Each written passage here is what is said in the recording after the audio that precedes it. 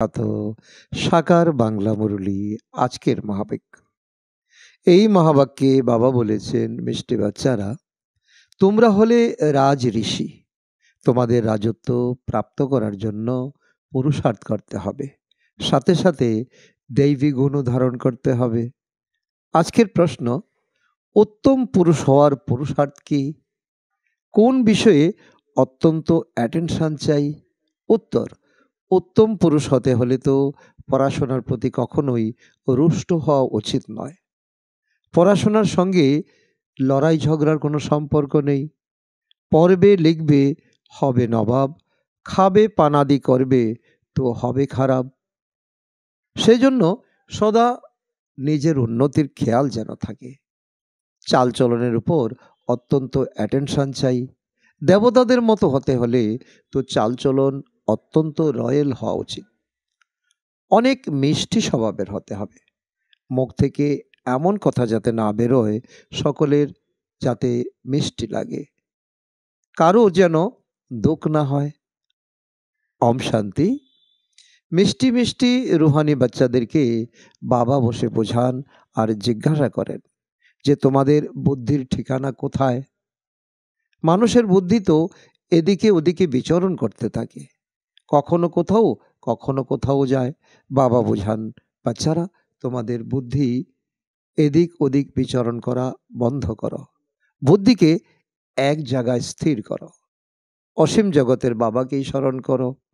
এই কথা তো রুহানি বাচ্চারা জানে যে এখন সমগ্র দুনিয়া হলো তমপ্রধান, আত্মারাই শতপ্রধান ছিল পুরুষার্থের নম্বর ক্রম অনুসারে, তাই না? এখন তমপ্রধান হয়ে গেছে। বাবা এও বলেন, পুনরায় শতপ্রধান হতে হবে তোমাদের। এখন তার জন্য তোমরা পুরুষার্থ করছো, সেই জন্য নিজেদের বুদ্ধিকে বাবার সাথে যুক্ত করো। এখন ফিরে যেতে হবে। আর কারোরই জানা নেই যে আমাদের ঘরে ফিরে যেতে হবে। এখন সেই সময় আসন্ন। আর কেউই নেই যারা ডাইরেকশন পায় যে বাচ্চারা আমায় অর্থাৎ বাবাকে স্মরণ করো। কত সহজ কথা বুঝিয়ে বলেন, কত প্রাঞ্জল ভাষায় বলেন, কেবল বাবাকে স্মরণ করো, তাহলে তোমাদের বিকর্ম বিনাশ হয়ে যাবে। আর এরকম কেউই বোঝাতে পারে না, বাবাই বুঝিয়ে থাকেন। যার মধ্যে প্রবেশ করেছেন তিনিও শোনেন। পতিত থেকে পবিত্র হওয়ার আর সেই অনুযায়ী চলার সবথেকে ভালো মত বাবাই এই সময় দিয়ে থাকেন। বাবা বলেন, বাচ্চারা, তোমরাই শতপ্রধান ছিলে, এখন পুনরায় তোমাদের হতে হবে। তোমরাই আদি সনাতন দেবী দেবতা ধর্মের ছিলে, তারপর 84 জন্ম ভোগ করে করিতুল্য হয়ে গেছো। তোমরা হিরিতুল্য ছিলে, এখন পুনরায় তোমাদের হতে হবে। বাবা অত্যন্ত সিম্পল কথা শোনান যে নিজেকে আত্মা মনে করো, আত্মাদেরকেই ফিরে যেতে হবে, শরীর তো যাবে না। বাবার কাছে আনন্দে যেতে হবে। বাবা যে শ্রীমত প্রদান করেন তার মাধ্যমেই তোমরা শ্রেষ্ঠ হয়ে যাবে। পবিত্র আত্মারা মূল লোকে গিয়ে তারপর আসবে, তখন নতুন শরীর ধারণ করবে, কাঞ্চন কায়া শরীর তোমরা প্রাপ্ত করবে। এই নিশ্চয় তো আছে, তাই না? তাহলে সেই উদ্যোগ যেন থাকে। দৈবী গুণ অবশ্যই তোমাদের ধারণ করতে হবে, তাহলে অনেক লাভবান হবে। স্টুডেন্টস যারা ভালোভাবে পড়াশোনা করে তারাই উচ্চ পদ লাভ করে। এও পড়াশোনা তোমাদের রুহানি পড়াশোনা। তোমরা প্রতিকল্পে এইভাবে পড়াশোনা করে থাকো।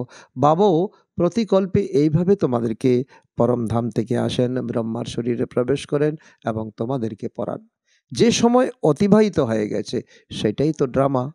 ড্রামা অনুসারেই বাবার এবং বাচ্চাদের অ্যাক্ট চলে, পার্ট চলে। বাবা রায় তো ঠিকই দেন, তাই না? বাচ্চারা বলে, বাবা আমরা তোমায় প্রতি মুহূর্তে ভুলে যাই। এটাই হলো মায়ার তুফান। মায়া প্রদীপ নিভিয়ে দেয়। বাবাকে প্রজ্বলিত শিখাও বলা হয়ে থাকে, শামা বলা হয়ে থাকে, সর্বশক্তিমান অথরিটিও বাবাকে বলা হয়ে থাকে। যে সকল বেদশাস্ত্র আছে সেসবের সার কথা একমাত্র বাবাই বলে থাকেন। তিনি হলেন নলেজফুল। সৃষ্টির আদি মধ্য অন্তের রহস্য বাবা বুঝিয়ে বলেন। এই ব্রহ্মা বাবাও বলবেন, আমিও বাচ্চাদের বুঝিয়ে থাকি। বাবা বলবেন, বাচ্চারা তোমাদেরকে বোঝাই। তার মধ্যে এই ব্রহ্ম চলে আসেন এতে মুষড়ে পড়ার কোনো কথা নেই। এ হলো অত্যন্ত সহজ সরল রাজযোগ। তোমরা হলে রাজ ঋষি। ঋষি পবিত্র আত্মাকে বলা হয়ে থাকে। তোমাদের মতো ঋষি আর কেউ হতে পারে না। আত্মাকে ঋষি বলা হয়ে থাকে, শরীরকে বলা হবে না।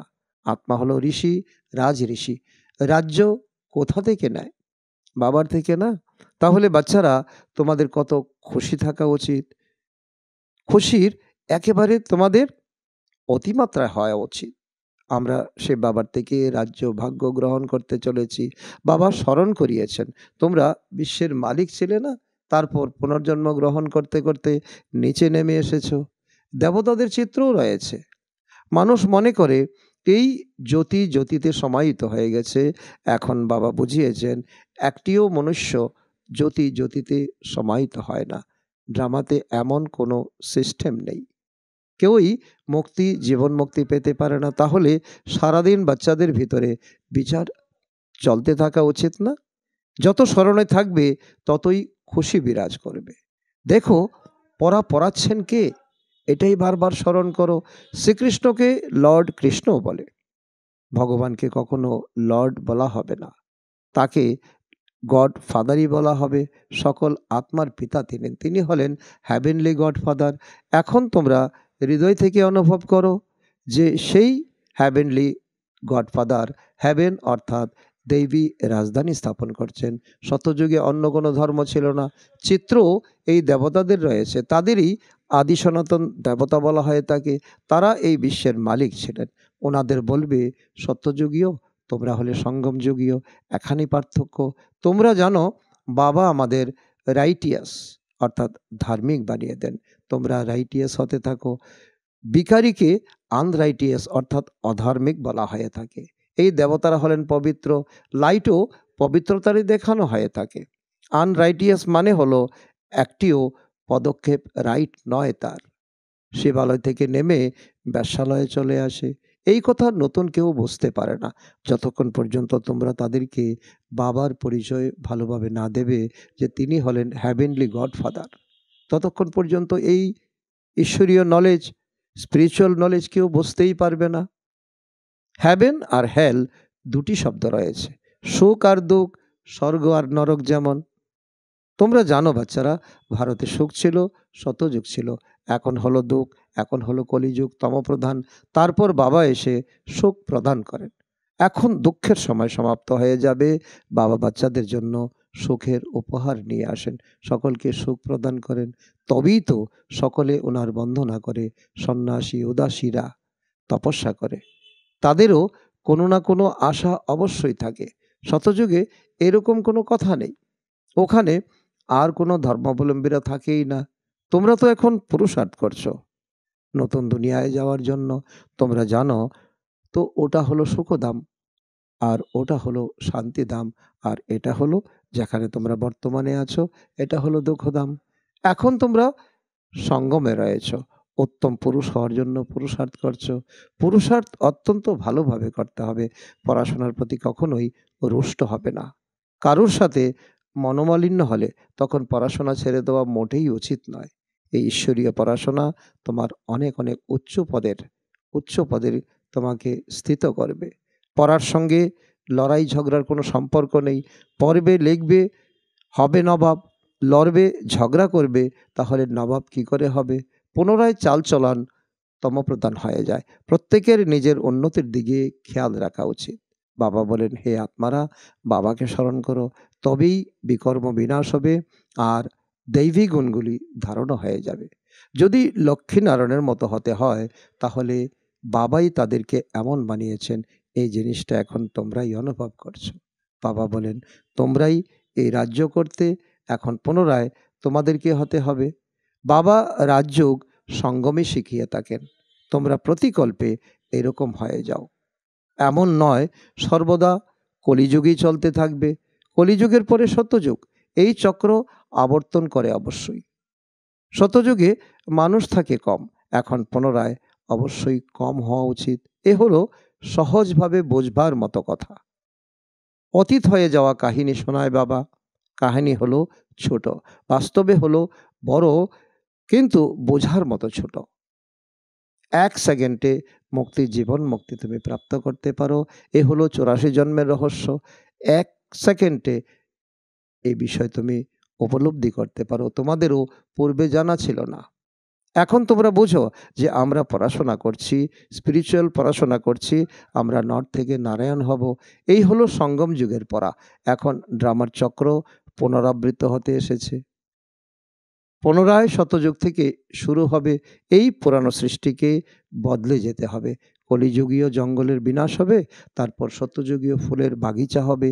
ফুল দৈবিক গুণসম্পদের সম্পন্নদের বলা হয়ে থাকে, কাঁটা আসরিক গুণসম্পন্নদেরকে বলা হয়ে থাকে।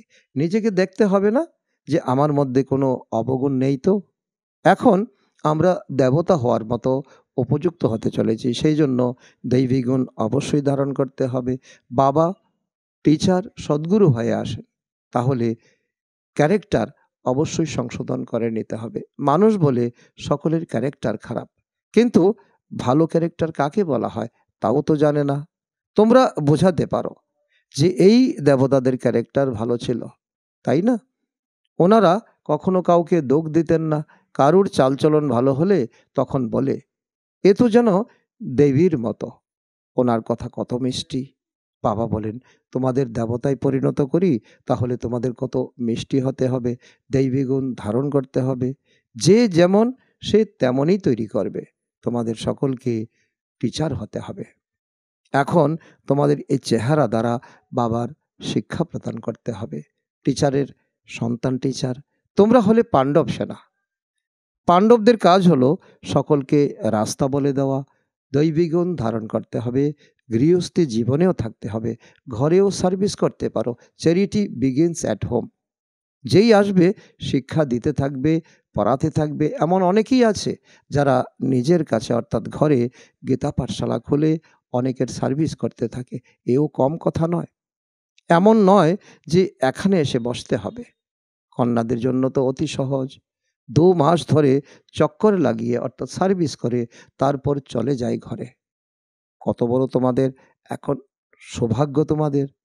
ঘরের থেকে সন্ন্যাস নিতে হবে না। তোমাদের ঘর থেকে ডাক আসে, তখন যাও। তোমাদের বারণ নেই। এ তো কোনো নোকসানের কোনো কথা নেই, কম হয়ে যাওয়ার কোনো কথা নেই। আরোই উৎসাহ বৃদ্ধি হবে তোমাদের। আমরাও এমন তীক্ষ্ণ হয়ে গেছি, ঘরের মানুষজনকেও নিজের মতো বানিয়ে সাথে করে নিয়ে যাব। কত বড় এখন লক্ষ্য তোমাদের। ঈশ্বর তোমাদেরকে এমন শিক্ষা দিচ্ছেন, এমন লক্ষ্য দিচ্ছেন। এমন অনেকেই আছে যারা ঘরে থেকেও সার্ভিস করে, তখন তীক্ষ্ণ হয়ে যায়। বাবা মুখ্য কথা বুঝিয়ে থাকেন যে নিজেকে আত্মা মনে করো আর আমায় অর্থাৎ বাবাকে স্মরণ করো। নিজের উন্নতি করতে হবে। ঘরে বসবাসকারীর এখানে বসবাসকারীর থেকে ভালো উন্নতি হতে পারে। তোমাদের কখনো বারণ করা হয় না যে ঘরে যেও না। তাদেরও কল্যাণ করতে হবে না? তোমাদের আচার আচরণের দ্বারা তাদের কল্যাণ করতে হবে। Charity begins at home. যাদের কল্যাণ করার অভ্যাস হয়ে যায় তারা থাকতে পারে না। জ্ঞান আর যোগ সম্পূর্ণ হয়ে থাকলে তখন কেউই ব্যাজ্যোতি করতে পারে না। যোগযুক্ত না হলে তখন মায়াও চর মারে। তাহলে ঘর গৃহস্থিতিতে থেকে কমল ফুলের সমান পবিত্র অবশ্যই হতে হবে। বাবা তো ফ্রিডম দিয়েছেন তোমাদের। অবশ্যই ঘরে থাকো। সকলে এখানে এসে কিভাবে থাকবে? কারণ মধুবন হলো এমন এক পরিবেশ, এমন এক স্থান, সেখানে সকলকে থাকার কোনো জায়গা নেই। যতজন আসে তাদের জন্য ততগুলি ঘর ইত্যাদি বানাতে হয়।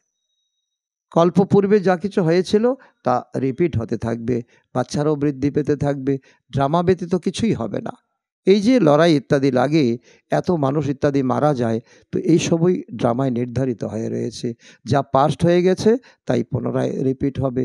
যা প্রতিকল্পে বুঝিয়েছি সেটাই এখনও বোঝাবো। মানুষ অবশ্য যা কিছু বিচার করুক, আমি তো সেই ভূমিকাই পালন করব। যা আমার জন্য নির্ধারিত করা হয়েছে, ড্রামায় কম বেশি তো হতে পারে না। যা কল্পপূর্বে পড়েছিলে সেটাই পড়বে। প্রত্যেকের চালচলন দ্বারা সাক্ষাৎকারও হতে থাকবে। এই কেমন পড়াশোনা করে, কোন পদ পাবে, ভালো সার্ভিস করে থাকে, মনে করো আচমকা অ্যাক্সিডেন্ট হয়ে গেল, তখন গিয়ে ভালো কোলে জন্ম নেবে, অনেক সুখে থাকবে। যতখানি সুখ অনেককে দিয়েছে ততখানি সেও পাবে। এটাই ড্রামার রহস্য। এই উপার্জন কখনো বিফলে যায় না। সত্যযুগে তো যেখানে জয় সেখানেই জন্ম হবে। অনেককে সুখ প্রদান করেছে, তখন golden spoon in the mouth, সোনার চামচ মুখে দিয়ে ভালো ঘরে তোমার জন্ম হবে, ভালো ঘরে জন্ম পাবে। তার থেকে কম হলে সিলভার, তার থেকে কম হলে পিতলের পাবে। বুঝতে তো পারো, তাই না? আমাদের কতখানি যোগ আছে, রাজা রানী প্রজা সবই হবে, কিন্তু বাবা চাইছেন প্রত্যেকে রাজা বাচ্চা হোক। ভালোভাবে না পড়লে, দৈবী গুণ ধারণ না করলে তখন অনেক কম পদ হয়ে যাবে না? ভালো বা মন্দ কর্ম অবশ্যই সামনে আসে। আত্মার জানা আছে যে আমরা কতখানি পর্যন্ত সার্ভিস করেছি। যদি এখন শরীর ছেড়ে চলেও যাই, তাহলে কি পদ প্রাপ্ত করব? এখন তোমরা পড়াশোনা করে সংশোধিত হচ্ছ, পরিবর্তন হচ্ছ। কেউ কেউ তো বিগড়েও যায়, তখন বলবে এদের ভাগ্য নেই। বাবাকে ছেড়ে দেয়, পড়াশোনা ছেড়ে দেয়, বাবা কত উচ্চ বানিয়ে দেন। সাইয়ের ঘর থেকে কেউ যেন খালি না যায়, এমনভাবে নিজেকে সাজিয়ে তোলো, গুছিয়ে তোলো। এখন সাই তোমাদের সম্মুখ রয়েছেন। কাউকে তোমরা যদি দু অক্ষরও শোনাও, সেও প্রজায় অবশ্যই আসবে, কারণ জ্ঞানের কখনো বিনাশ হয় না। দেবী দেবতা ধর্মাবলম্বীরা এখন পর্যন্ত আসতে থাকে, কিন্তু এখন পতিত হওয়ার কারণে নিজেদেরকে হিন্দু বলে। তোমাদের বুদ্ধিতে এই জ্ঞান এমনভাবে রয়েছে যেমনভাবে বাবার কাছে থাকে। বাবা হলেন জ্ঞানের সাগর। তিনি বলে থাকেন এই হিস্ট্রি জিওগ্রাফি কিভাবে রিপিট হয়ে থাকে। টিচারও স্টুডেন্টের পড়ার থেকে জেনে যায় যে এই কত কত মার্কসে পাশ করবে, কত মার্কস প্রাপ্ত করবে। প্রত্যেকেই স্বয়ং জানে, কেউ দৈবী গুণে কাঁচা, কেউ যোগে কাঁচা, কেউ জ্ঞানে কাঁচা। কাঁচা হলে অনুত্তীর্ণ হয়ে যাবে, পাশ করবে না, এমনও নয়। আজ কাঁচা, কাল পাকা হতে পারে, কাল পাকা হতে পারবে না। গ্যালপ করতে থাকতে হবে, নিজে অনুভব করে যে আমরা যেখান সেখান থেকে ফেল করে আসি। অমুকে আমার থেকে তীক্ষ্ণ, শিখে হুঁশিয়ার হতে পারে, তবে দেহ অভিমান থাকে, তাহলে আর কি শিখতে পারে? আমি হলাম আত্মা, এ তো একদম পাক্কা করে দাও। বাবা স্মৃতি প্রদান করছে না? বাবা একই শিক্ষা বারবার রিপিট করছেন। বাবা বলেন আমাকে স্মরণ করো, তবেই তো তোমাদের জন্ম জন্মান্তরের বিকর্ম বিনাশ হবে। তারপর দৈবী গুণ ধারণ হবে। নিজের নারী দেখতে হবে যে আমি কতখানি উপযুক্ত হয়েছি। তোমরা এখন সৃষ্টির আদি মধ্যের অন্তের জ্ঞান গ্রহণ করছো। এই রাজযুগের নলেজ বাবা ব্যতীত কেউ শেখাতে পারে না। বাচ্চারা শিখতে থাকে, বাচ্চারা জিজ্ঞাসা করে আমাদের কুলের ব্রাহ্মণ কতজন? তা পুরোপুরি জানবে কিভাবে? আসতে যেতে থাকে, আজ আছে তো কাল থাকে না। এখন নতুন নতুন বেরোতে থাকে। এই হলো ঈশ্বরীয় পড়াই। আচ্ছা, মিষ্টি বৃষ্টি হারানিদি বাচ্চাদের প্রতি মাতা পিতা বাপদাদার স্মরণের স্নেহ সুমন আর সুপ্রভাত। আত্মাদের পিতা তার আত্মরূপী বাচ্চাদের জানাচ্ছেন নমস্কার। আমরা আত্মরূপী সন্তানরা আমাদের মাতা পিতা বাপদাদাকে জানাই স্মরণের স্নেহ সুমন এবং সুপ্রভাত। ধারণার জন্য মুখ্য সার: ১ নম্বর, নিজের দৈবিক ক্যারেক্টার গঠন করতে হবে, দিব্য গুণ ধারণ করে নিজের এবং সকলের কল্যাণ করতে হবে, সকলকে সুখ প্রদান করতে হবে। নাম্বার ২, শতপ্রধান হওয়ার জন্য বুদ্ধি অদ্বিতীয় বাবার সাথে যুক্ত করতে হবে। বুদ্ধিকে এদিকে ওদিকে বিচরণ করতে দেওয়া উচিত নয়। বাবার মতো টিচার হয়ে সকলকে সঠিক পথ বলে দিতে হবে। আজকের বরদান: চলতে ফিরতে নিজের দ্বারা অষ্টশক্তিগুলির অনুভবকারী ফরিস্তারূপ ভব। তার অর্থ হলো, কোনো ডায়মন্ড যদি অত্যন্ত মূল্যবান, দাগহীন হয়, তাকে লাইটের সামনে রাখো, তাহলে বিভিন্ন রং বিচ্ছুরণ হয়, বিভিন্ন রং দেখা যায়। সেই রকমই যখন তোমরা ফরিস্তার রূপ ধারণ করবে, তখন তোমাদের দ্বারা চলতে ফিরতে অষ্টশক্তির কিরণের অনুভূতি হবে। কারুর তোমাদের থেকে সহন শক্তির ফিলিং, কারুর নির্ণয় শক্তির ফিলিং আসবে, কারুর কোনো। কারোর শক্তির ফিলিং আসবে। আজকের স্লোগান, প্রত্যক্ষ প্রমাণ সেই যার প্রতিটি কর্ম সকলকে প্রেরণা দেবে। আচ্ছা, ওম শান্তি।